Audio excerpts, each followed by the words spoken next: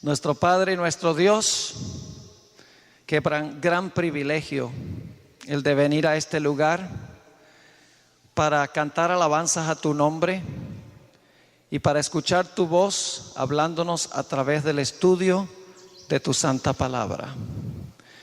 Te pido, Padre, que en esta mañana esa palabra no regrese a ti vacía, sino que haga un impacto en el corazón de cada persona. Te ruego, Señor, especialmente por aquellas personas que no han hecho una entrega completa a Jesús. Te ruego, Señor, que en esta mañana hagan esa entrega sin reservas al Salvador. Te damos gracias de antemano por escuchar nuestra oración, porque te lo pedimos en el nombre de Jesús. Amén. Ayer en la mañana comenzamos una serie sobre el manto de Jesús. Y como yo sé que hay varias personas aquí en esta mañana que no pudieron estar ayer, quiero hacer un breve repaso de lo que estudiamos ayer para que podamos comprender la continuidad del tema de hoy. Ayer mencionamos que el manto que cubre a Dios, la vestidura de Dios, es un manto de luz literal. Dios está rodeado de luz, pero ese manto de luz representa la santidad, la perfección y la justicia de Dios. Es decir, Dios tiene un manto literal y ese manto literal representa algo, representa su santidad, su perfección y su justicia. Y nos dimos cuenta que Jesús, cuando creó a nuestros primeros padres, Adán y Eva, los cubrió con un manto glorioso de luz, que era la gloria de Dios. Ahora, ese manto de luz que tenían Adán y Eva también representaba lo mismo que con Dios. Ese manto de luz real representaba la santidad y la perfección y la justicia que tenían Adán y Eva, porque ellos eran perfectos, ellos no habían pecado. Es decir, Dios creó al hombre para reflejar la gloria de Dios. El manto de luz real representaba la santidad y la perfección en la cual vivían nuestros primeros padres. Pero luego estudiamos que nuestros primeros padres pecaron. Y lógicamente todos los que descendemos de él también hemos pecado. Y cuando nuestros primeros padres pecaron, perdieron primero su manto espiritual. Es decir, perdieron su santidad, perdieron su justicia, perdieron su perfección. Y luego, como resultado de perder su manto espiritual, el resultado fue que perdieron su manto de luz literal. El manto de luz real se fue, porque habían perdido su santidad, habían perdido su justicia, habían perdido la pureza que ellos tenían originalmente. Y la Biblia nos dice que todos hemos pecado. Y nos dice que sin el manto todos estamos condenados a la muerte. Es decir, nosotros necesitamos recuperar el manto espiritual de perfecta obediencia, de pureza y santidad, y necesitamos también recuperar el manto de luz real que tenían nuestros primeros padres. Pero el problema es que la ley de Dios dice: si tú pecas una sola vez, ya tú eres culpable y debes morir. La ley exige pureza, santidad y perfección, y nadie en este mundo tiene eso para ofrecer. Entonces la pregunta clave es: ¿cómo podía el hombre recobrar ese manto de pureza y santidad? ¿Cómo podía recuperar el manto de luz literal y real? La respuesta es, como vimos ayer, que el Señor Jesucristo vino a esta tierra y vivió una vida de perfecta obediencia a la ley de Dios. La Biblia dice que fue tentado en todo, pero sin pecado. La Biblia dice que a pesar de que Satanás lo acechó, Jesús, cada vez que Satanás lo atacó, le rindió obediencia a Dios y conservó su pureza y su santidad. Cada obediencia de Jesús fue un hilo que Jesús le puso a un manto perfecto que Él estaba tejiendo para nosotros. Y cuando Jesús dijo en la cruz: consumado es, había ganado la victoria y había tejido un manto de obediencia perfecta para el hombre. Y cuando Jesús murió, murió la muerte que todos nosotros debemos morir. Es decir, Jesús vivió la vida que la ley me exige a mí. Jesús murió la muerte que la ley exige de mi parte. Jesús vivió por mí y murió por mí. Y Jesús tejió el manto para todos los seres humanos, sin excepción. Y Jesús murió por todos los seres humanos, sin excepción. Pero ahora quiero que noten un punto muy importante. Lo que hizo Jesús al tejer el manto, lo hizo por todos los seres humanos. Lo que hizo Jesús muriendo en la cruz, lo hizo por todos los seres humanos. Pero no significa por eso que todos los seres humanos se van a salvar. Y ustedes dicen: pero pastor, usted acaba de decir que Jesús, por su obediencia perfecta, tejió un manto de pureza, un manto de santidad para todos los seres humanos, y que Jesús murió en la cruz para todos los seres humanos, porque de tal manera amó Dios al mundo que ha dado a su Hijo unigénito. No murió solo por nuestros pecados, sino por los pecados de todo el mundo. ¿Cómo es que dice entonces que no todas las personas se van a salvar? En realidad, necesitamos entender que Juan 3:16, el versículo más famoso de la Biblia, nos dice que lo que hizo Jesús lo hizo por todo el mundo, pero solo los que reclamen lo que Jesús hizo se van a beneficiar de lo que Él hizo. Porque ese versículo no solamente dice: porque de tal manera amó Dios al mundo que ha dado a su Hijo unigénito, pero la segunda mitad del versículo dice: para que todo aquel que en Él cree no se pierda, mas tenga vida eterna. Permítame ilustrar lo que quiero decir. Quiero que se imaginen a un individuo que es súper rico, trillonario, y deposita en un banco suficiente dinero para pagar las deudas de todos los seres humanos, todas las deudas, la hipoteca, la cuota del carro, las deudas educacionales, las tarjetas de crédito. Mejor dicho, depositó en el banco, en un banco, suficiente capital para pagar todas las deudas de todos los seres humanos en el planeta Tierra. Eso fue lo que hizo Jesús. Cuando Jesús vivió una vida perfecta y cuando Jesús murió por el pecado, Él hizo un depósito de capital de salvación en el banco espiritual.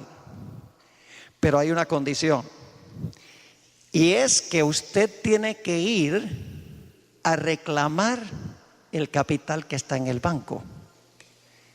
Tiene que venir y decir: yo estoy endeudado, por favor, toma del capital que tú depositaste y por favor pónmelo a mi cuenta para que yo no quede endeudado.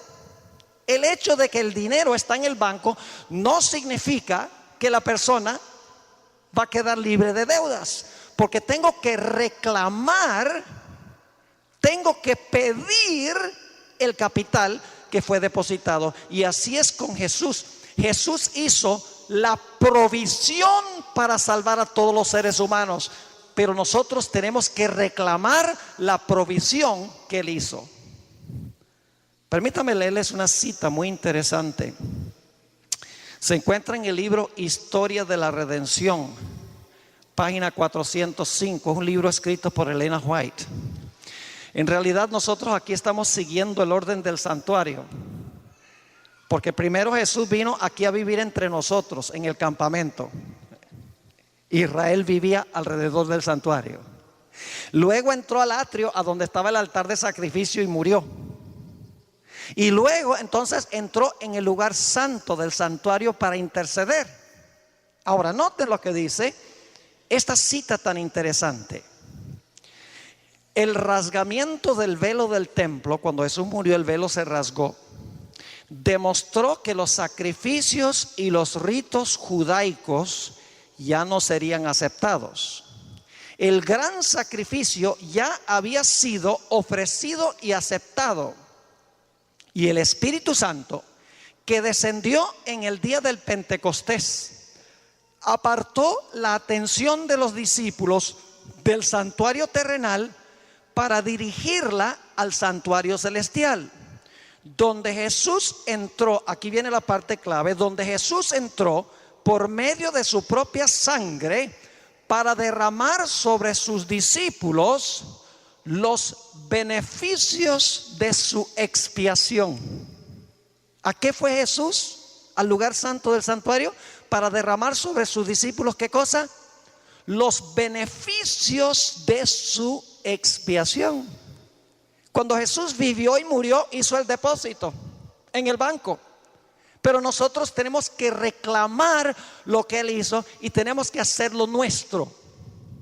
Ahora les quiero hacer una pregunta. No contesten rápido, porque la mayoría del mundo cristiano está equivocado en este punto. ¿Perdonó Jesús todos los pecados en la cruz?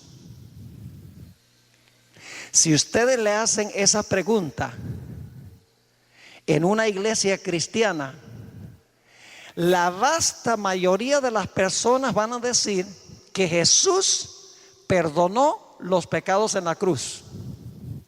Pero esa es una teología completamente falsa. Jesús no perdonó los pecados en la cruz.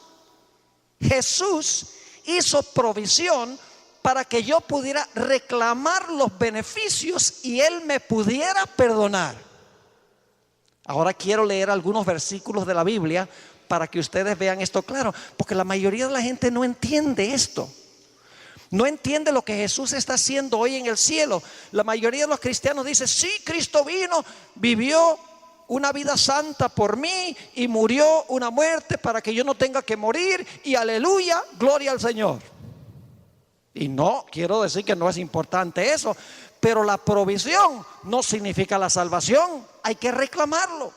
Ahora fíjense algunos versículos muy interesantes que demuestran que Cristo no perdonó todos los pecados en la cruz, porque el perdón es algo individual.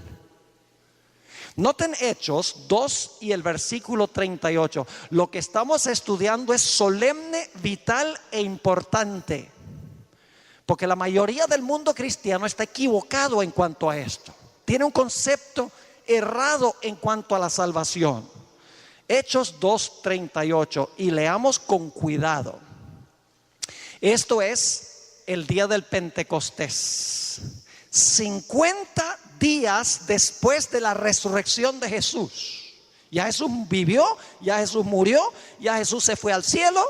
Y fíjense lo que dice Pedro al final de su sermón. Pedro les dijo: arrepentíos y bautícese cada uno. ¿Qué significa cada uno? Individual. Arrepentíos y bautícese cada uno de vosotros en el nombre de Jesucristo. Y luego, ¿qué dice? Para perdón de los pecados, y recibiréis el don del Espíritu Santo. ¿Cuándo es que se recibe el perdón? Según dice esto, el perdón se recibe cuando nos arrepentimos y nos ¿qué? Bautizamos. Quiere decir que si yo tengo que arrepentirme y me tengo que bautizar, entonces mis pecados no fueron perdonados en la cruz. Cristo hizo la provisión, pero solo los perdona cuando yo vengo a Él arrepentido y me entrego a través del bautismo. Noten Hechos 5:31. Son muchos los versículos. Hechos 5 y el versículo 31. Está hablando de Jesús y dice: a este Dios ha exaltado con su diestra por príncipe y salvador. Es decir, Dios exaltó a Jesús allá al cielo, al lugar santo. ¿Y por qué fue que lo exaltó allá? Dice: para dar a Israel, ¿qué cosa? Arrepentimiento y ¿qué más? Y perdón de los pecados. ¿Por qué fue Jesús al cielo? Para poder dar ¿qué cosa? Perdón. Pero la mayoría de los cristianos creen que Jesús perdonó todos los pecados en la cruz. Este texto dice que Jesús fue al cielo para dar perdón. Noten Hechos 10:43. Y solo estoy leyendo algunos ejemplos del Nuevo Testamento. Hay muchísimos textos que dicen lo mismo. Hechos 10:43. Está hablando Jesús nuevamente. Y fíjense lo que está hablando aquí en cuanto a Jesús, el apóstol Pedro. Y dice: de este dan testimonio todos los profetas. Y ahora escuchen: que todos los que en Él creyeren recibirán perdón de los pecados por su nombre. ¿Cuándo se recibe el perdón?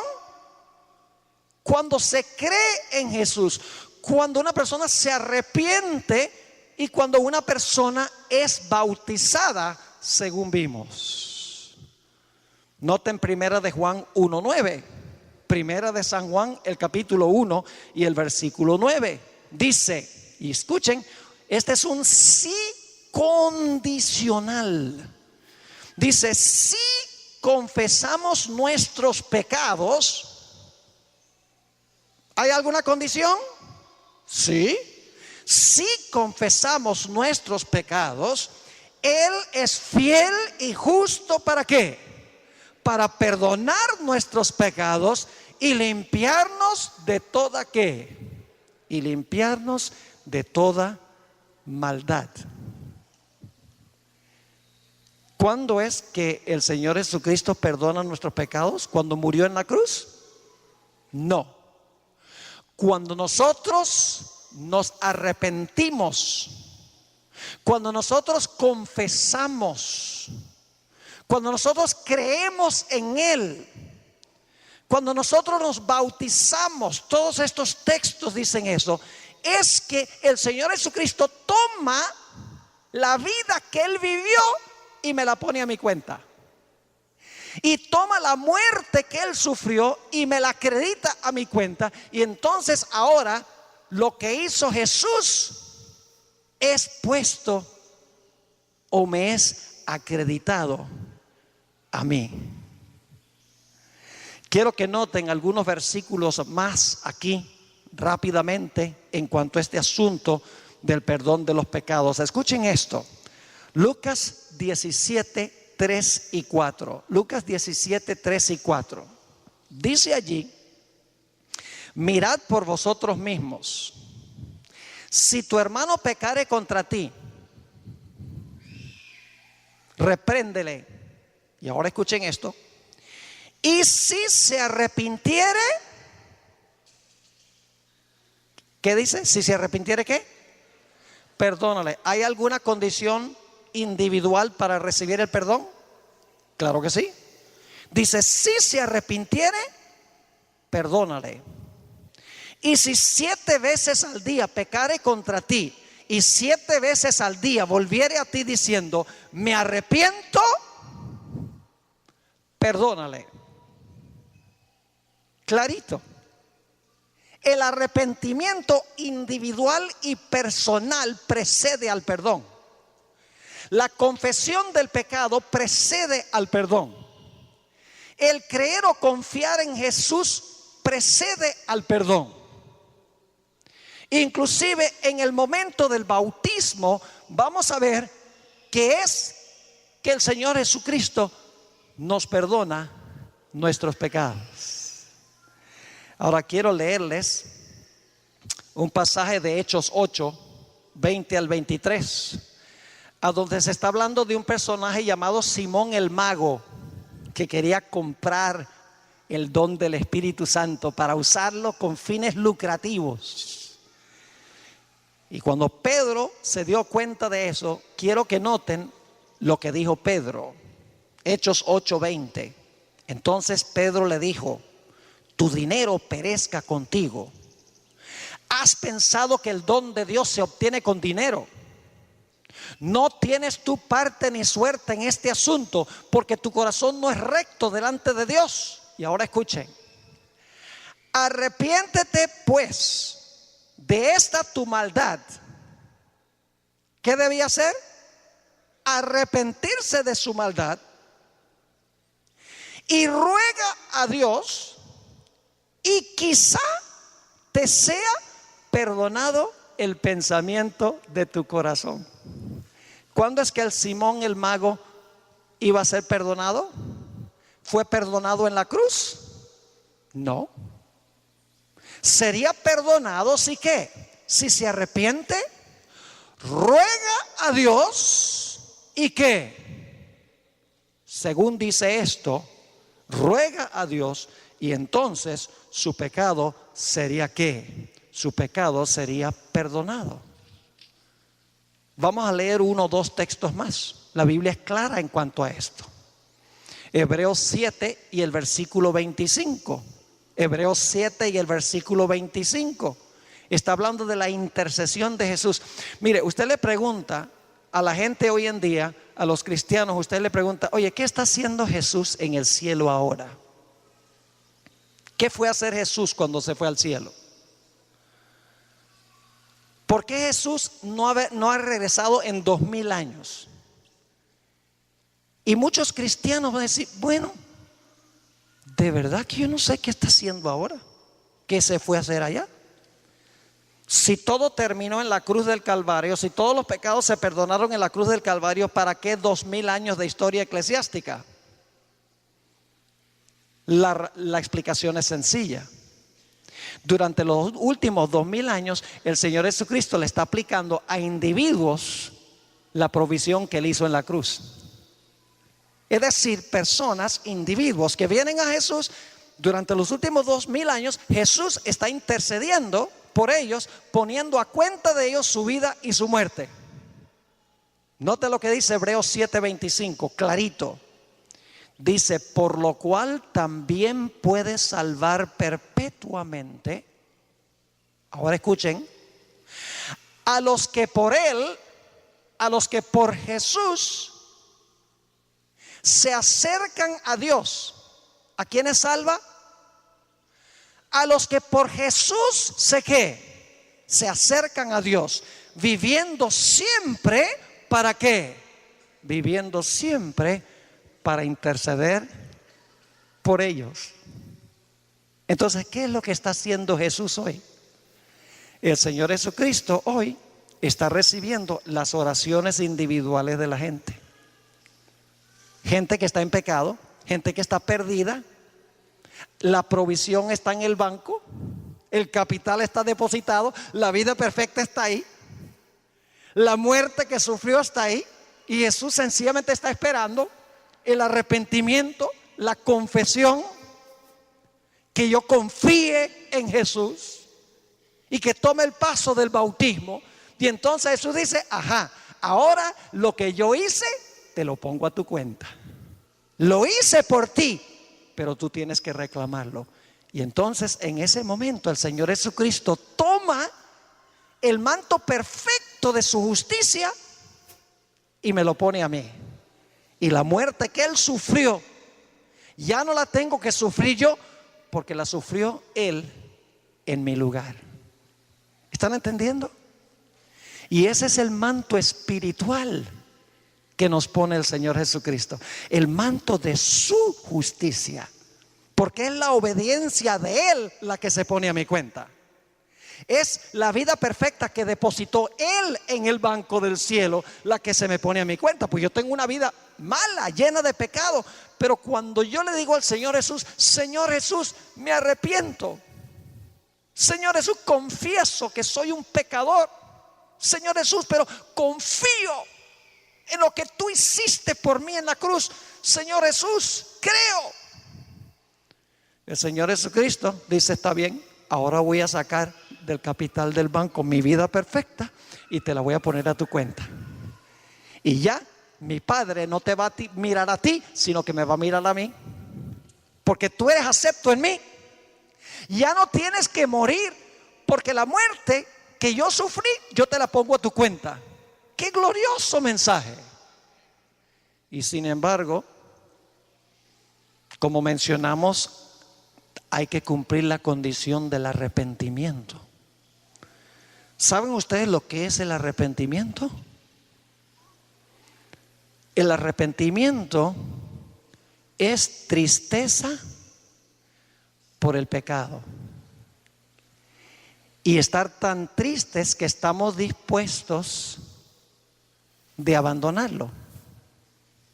La mayoría de la gente está triste de las consecuencias que produce el pecado y no del pecado. Les explico. Cuando yo era un chamo pequeño, a veces el Señor me dio 3 hermanas. Son buenas hermanas, pero 3 contra 1 es un problema. Y entonces a veces nos metíamos en peleas. Y mi papá me mostraba la correa y decía: te voy a pegar por pelear con tus hermanas. ¿Y saben lo que yo le decía?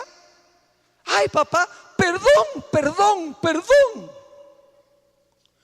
¿Ustedes creen que yo estaba triste por pelear con mis hermanas?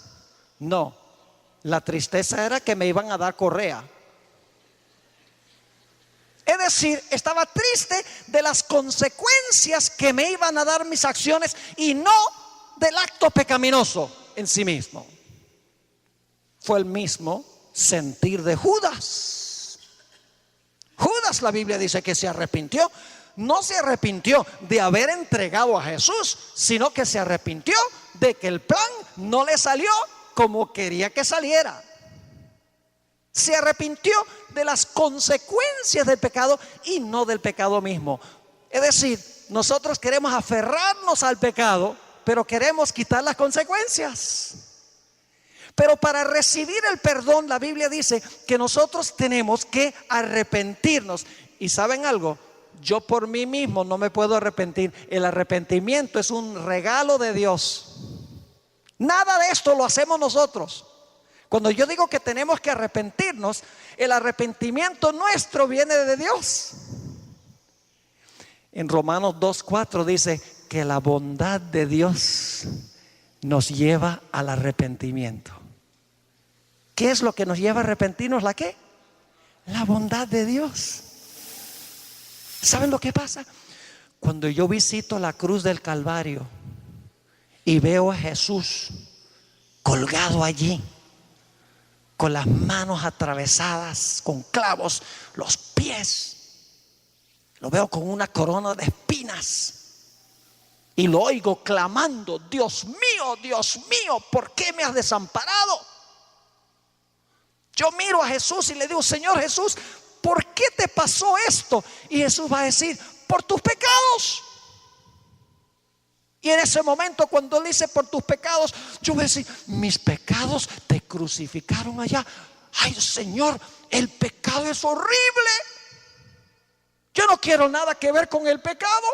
Si te hizo eso, si te colgó en esa cruz, ay, Señor, perdóname por lo que te hice.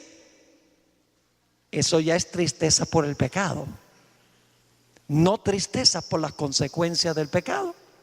Y luego decimos: Señor Jesús, me arrepiento, reconozco que soy un pecador, confieso mi pecado, pero Señor, yo confío que tú viviste una vida perfecta. Yo confío que tú moriste la muerte que yo debo morir. Oh Señor Jesús, toma lo que hiciste y pónmelo a mi cuenta.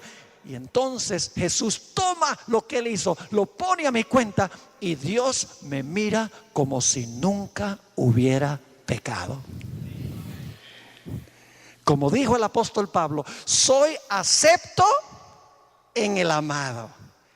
Y ya no tenemos que preocuparnos de lo que el Padre piensa de nosotros, sino tenemos que preocuparnos de lo que el Padre piensa de Jesús. Y cuando yo voy delante de la presencia de Dios por fe en oración, Jesús dice: yo vengo, Padre, aquí representando al pastor Bor. Y el Padre dice: ¿y a dónde está el pastor Bor? Y Jesús dice: no, eso no importa, porque Él está en mí. La vida que yo viví es de Él, porque se arrepintió y confesó y creyó. Y la muerte que yo sufrí es la muerte que está en lugar de la muerte de Él. Padre, acéptalo en mí. Y el Padre dice: por amor de ti, lo acepto. Qué gloriosa verdad, la verdad del Evangelio. La salvación no es una excusa para pecar. La salvación es salvación de la culpa del pecado, pero también por la gracia de Dios vamos a querer vencer el pecado. Ustedes saben lo que dijo Salomón. El sabio Salomón dijo que si encubrimos nuestros pecados no prosperaremos, pero el que los confiesa, ahí está, y qué más, y se aparta, hallará qué cosa, hallará misericordia. Es decir, el momento en que nosotros somos perdonados no fue cuando Jesús murió en la cruz. Cuando Jesús murió en la cruz, Él tenía una vida perfecta y una muerte perfecta depositadas en el banco. Y su vida y su muerte son suficientemente poderosos para salvar a cada ser humano que jamás haya vivido en el planeta. Pero nosotros tenemos que reclamar y decirle a Jesús: Señor Jesús, toma esa vida, pónmela a mi cuenta. Señor Jesús, por favor, toma tu muerte y ponla a mi cuenta para que yo no tenga que morir. ¿Están entendiendo este asunto? Es decir, Jesús hoy en el cielo, en el lugar santo, está aplicando los beneficios de su expiación. Es decir, está aplicando los resultados de lo que el Señor Jesucristo hizo en la cruz del Calvario. Qué glorioso. Ahora, hay un último punto que quiero compartir con ustedes. ¿En qué momento es que el Señor Jesucristo toma su vida perfecta y me la pone a mi cuenta? ¿En qué momento es que el Señor Jesucristo toma su muerte por el pecado y me la pone a mi cuenta? Ya hemos dicho que es cuando nos arrepentimos, que es Dios el que da el arrepentimiento, cuando vemos su bondad. Ya vimos que es en el momento cuando nosotros, al arrepentirnos, confesamos que somos pecadores y que somos malos. Hemos visto que es el momento cuando nosotros, al arrepentirnos y al confesar, le decimos a Jesús: Señor Jesús, yo creo en ti, confío en tu vida y en tu muerte, pónmelos a mi cuenta. Pero hay un punto más. El momento oficial, legal, en que Jesús hace esto es en el momento del bautismo. ¿Ustedes recuerdan ese texto que leímos de Hechos 2 y el versículo 38, donde el apóstol Pedro dijo: arrepiéntase cada uno de vosotros y ¿qué? Y bautícese y recibiréis el don del Espíritu Santo. ¿Qué siguió al arrepentimiento? ¿El qué? El bautismo. Ahora escuchen bien. Todos nosotros nacemos en este mundo en la familia de Adán. Y todos los que nacen en la familia de Adán nacen condenados.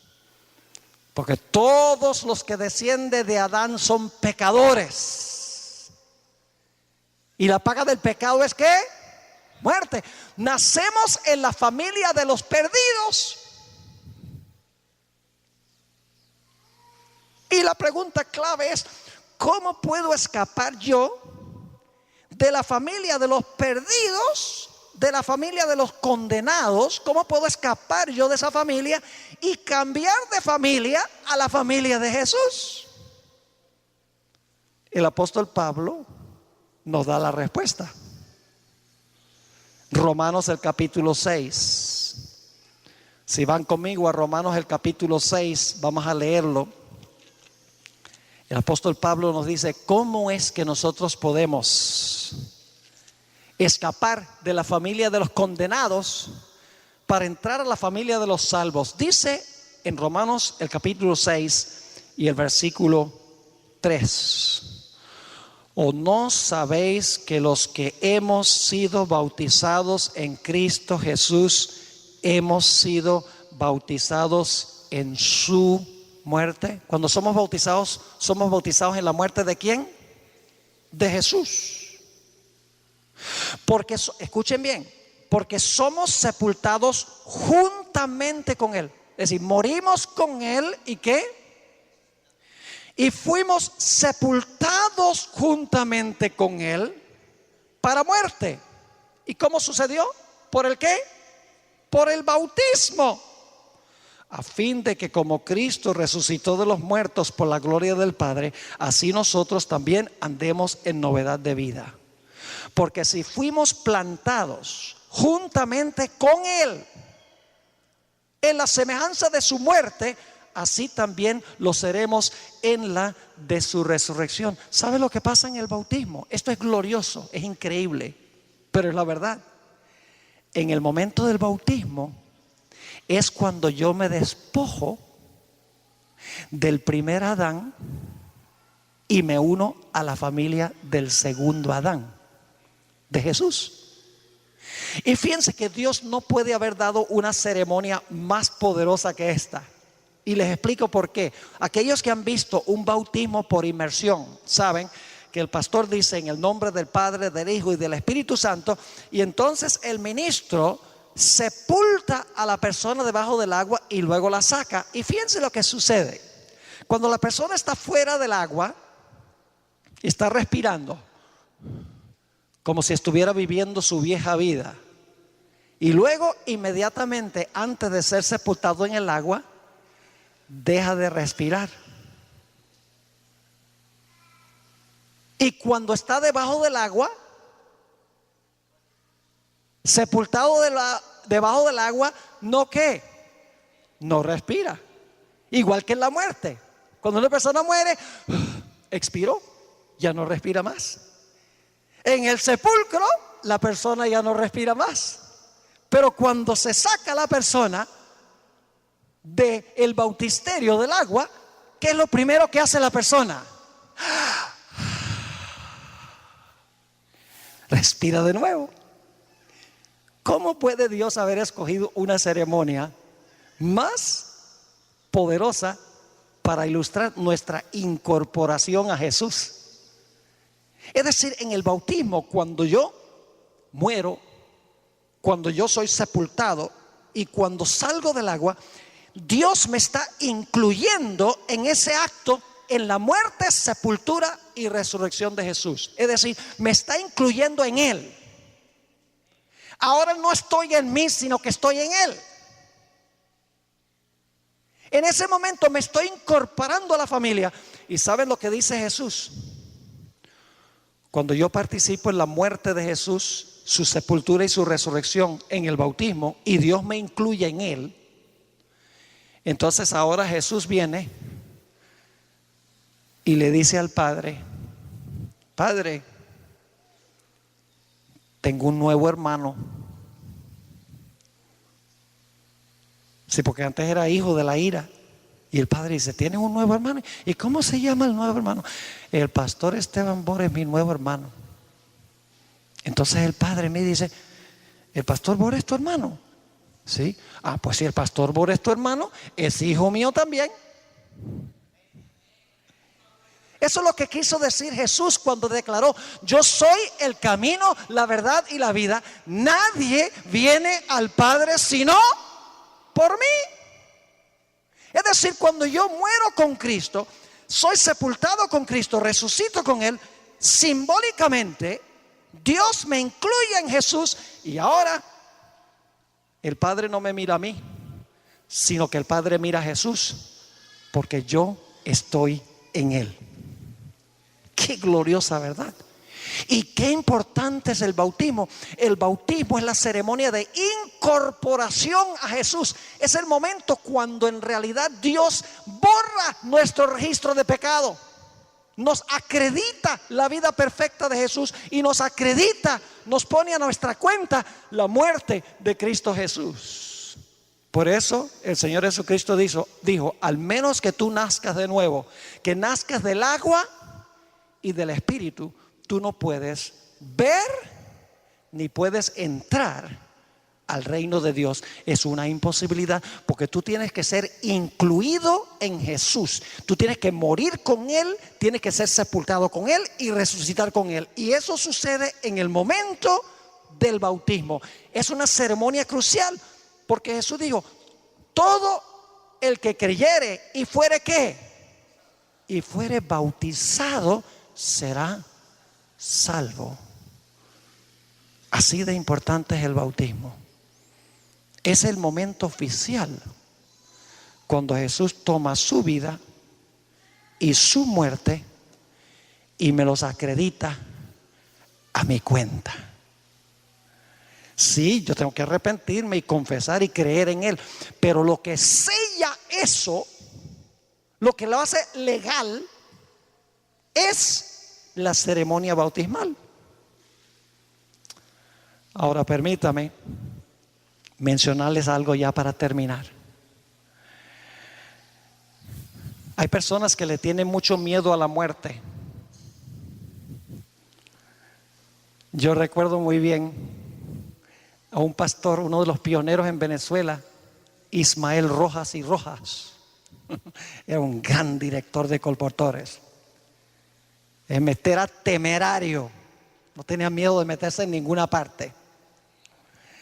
Y él acostumbraba, dice mi papá, cuando se subía a un avión, él acostumbraba decirle a la persona que estaba al lado: mire, señor, señora, cuando yo cada vez me monto en un avión, yo generalmente tengo una oración para pedir la protección de Dios. ¿Le gustaría que orara por usted? Y la mayoría de la gente decía: sí, cómo no, me gustaría que orara también, que el Señor me proteja. Pero dice mi papá que una vez estaban volando de Caracas a Margarita. Pastor Rojas se montó y le dijo a la persona al lado: ¿le gustaría que orara por usted? Y la señora se ofendió y dijo: no, yo no quiero que usted ore por mí. Dijo: bueno, está bien. Hizo su oración. En el transcurso del viaje se levantó una tormenta eléctrica terrible, y el avión iba para arriba y para abajo y para los lados y se sacudía. Y el pastor Rojas la miró, le dijo: ¿le gustaría que ore por usted ahora? Y dijo: sí, sí, sí.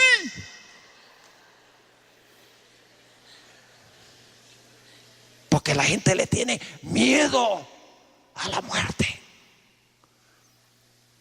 Yo no le tengo miedo a la muerte. Nada. La gente me pregunta, ¿no le da miedo montarse en un avión? ¿No tiene miedo de que se caiga? No. No tengo miedo porque en realidad, mientras Dios tenga un plan para mí en este mundo, el avión no se va a caer. Los ángeles van a agarrar las alas y van a llevar el avión al aeropuerto. Si el plan de Dios terminó para mí, pues está bien. Ay, pero no tiene miedo de morir. No, ¿saben por qué no? Porque yo fui bautizado y estoy en Cristo. Y si yo llego a morir, ¿qué? Estoy en Él. Estoy incluido en Él. Su vida perfecta es mía. La muerte de Él es mía. Yo no tengo que morir porque Él murió. Y cuando Jesús venga, me va a resucitar porque estoy en Él. Por eso el apóstol Pablo dice en 1 de Tesalonicenses 4, porque el mismo Señor descenderá del cielo con aclamación, con voz de arcángel y con trompeta de Dios. Y ahora escuchen bien, y los muertos en Cristo resucitarán primero. Si tú estás fuera de Cristo, ese es un problema. ¿Y en qué momento llegamos nosotros a estar en Cristo? En el momento del bautismo. Quiero leerles un último texto. Gálatas 3, 26 y 27. Aquí el apóstol Pablo lo dice clarito, jóvenes y hermanos. Gálatas 3, 26 y 27. Saben que en el momento del bautismo es que Jesús me pone su manto. Toma el manto de su justicia, su vida perfecta, y me pone el manto espiritual. No es un manto de luz visible. Eso viene cuando Jesús venga, viene el manto de luz, literal. Pero primero tiene que ponerme el manto espiritual de Jesús, su vida y su muerte. Y eso pasa en el bautismo. Fíjense lo que dijo el apóstol Pablo en Gálatas 3 y el versículo 26 y 27. Dice, pues todos sois, ¿qué cosa? Hijos de Dios. ¿Por qué medio? Hijos de Dios por la fe en Cristo Jesús. Porque todos los que habéis sido bautizados en Cristo, de Cristo estáis revestidos. ¿Cuándo es que Jesús nos viste con el manto? En el momento de ¿qué? Del bautismo. ¿Estás tú en Cristo o estás tú fuera de Cristo? Esa es la pregunta de vida o muerte que te hace Dios hoy. Si tú no has tomado la decisión de sellar tu pacto con Jesús a través del bautismo, de legalmente recibir la vida y la muerte de Jesús a tu cuenta, estás fuera de Cristo. Y por eso yo quiero preguntar al terminar en esta mañana, ¿hay alguien aquí que no ha sido bautizado o bautizada, que le gustaría en esta mañana decirle al Señor Jesús, Señor Jesús, yo quiero en un futuro participar en esa ceremonia? Yo quiero que Jesús ponga su vida y su muerte a mi cuenta. Yo quiero estar en Él. Yo quiero que Él me represente ante el Padre. Que el Padre no me mire mi vida de pecado, sino que mire a Jesús. ¿Hay alguien que quiere levantar la mano y decir eso en esta mañana? Yo quiero orar por usted. ¿Hay alguien en esta mañana que quiere decir eso? Levante la mano. Póngase de pie. Gloria a Dios. Tenemos un alma valiente que se ha colocado de pie. ¿Alguien más? ¿Hay alguien más? No dejen que la presión de los compañeros lo impida. Gloria a Dios, tenemos algunos allá atrás. ¿Alguien más en esta mañana que quiere hacer esa decisión? Nos resulta tan difícil porque nos ponemos a pensar, no, ¿qué van a decir la familia? ¿Qué van a decir los amigos? ¿Se van a burlar de mí? ¿Se van a reír? No se preocupen de nada de eso. Lo importante es nuestra relación con Jesús en esta mañana. ¿Alguien más que quiere colocarse de pie? Yo quiero tener una oración por usted. ¿Tenemos algunos? Gloria a Dios. ¿Alguien más en esta mañana? No quiero cerrar sin darle la oportunidad a cada uno. Dios te bendiga, gloria a Dios. El Espíritu Santo está rompiendo el hielo. Es tiempo de que tú entierres tu vida vieja y que resucites a novedad de vida. ¿Alguien más en esta mañana? ¿Por qué lo haces tan difícil? Fíjese que en el día del Pentecostés, cuando el apóstol Pedro predicó su sermón en cuanto al hecho de que Jesús estaba intercediendo, el apóstol Pedro no tuvo que rogar, no tuvo que decir, por favor, responde, bautízate. ¿Qué va? Vino un montón de gente y dijeron, ¿qué tenemos que hacer? Y el apóstol Pedro dijo, arrepiéntanse y bautícense para recibir el perdón de sus pecados y recibiréis el don del Espíritu Santo. El tiempo se fue, tenemos varias personas que se han levantado, pero yo sé que hay muchas más que deberían hacerlo. Hay muchas más. ¿Qué sucedería si tú sales de aquí, algo sucediere? No quiero que te entregues por susto y estás fuera de Jesús. Terrible. Lo más importante es estar en Él. ¿Hay alguien más? Gloria a Dios por las almas que han respondido esta mañana. Yo voy a seguir orando para que aquellos que no han tomado la decisión lo hagan antes que termine esta semana, porque no hay cosa más importante en la vida. El Señor Jesucristo dijo, ¿de qué vale que el hombre gane todo el mundo y pierda su alma? Ahora quiero tener una oración.